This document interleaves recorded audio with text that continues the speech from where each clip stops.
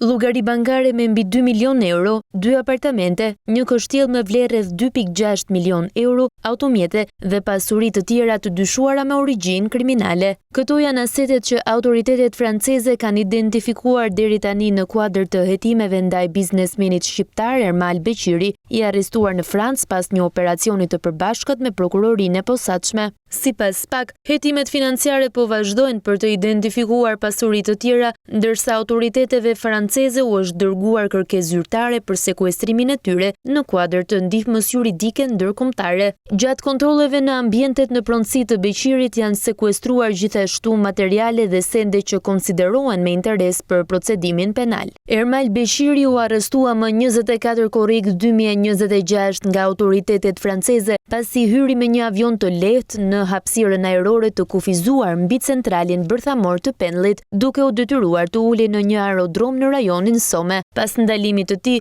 gjykata franceze vendosi vazhdimin e paraburgimit për qëllim ekstradimit drejt Shqipërisë. Sipas prokurorisë së posaçme, Beqiri është nën hetim qysh nga viti 2025, pasi akuzohet për konkurrencë të paligjshme nëpërmjet dhunës, heqje të paligjshme të lirisë, shkelje të barazisë së pjesëmarrësve në tendera publik, korrupsion aktiv të zyrtarëve publik, pastrim të produkteve të veprës penale, si edhe për pjesëmarrje në grup të strukturuar kriminal. Në të njëjtin procedim penal është nën hetim edhe Ergys Agasi. Për të dy, gjykata e posaçme kishte caktuar masën e sigurisë arrest në burg në dhjetor të vitit 2025. Më pas, SPAK kërkoi shpalljen e tyre në kërkim ndërkombëtar dhe Interpol Tirana publikoi ndaj tyre njoftimin e kuq. Më 19 qershor 2026, SPAK aktivizoi bashkëpunimin me shërbimin e sigurisë së brendshme pranë ambasadës franceze në Tiranë, pasi kishte informacion se Beqiri ndodhej në Francë. Pas arrestimit, SPAK i ka përcjell Ministrisë së Drejtësisë kërkesën zyrtare për ekstradimin e Ermal Beqirit në Shqipëri, ndërsa hetimet për pasuritë dhe rrjetin e dyshuar kriminal vijojnë paralelisht në të dy vendet.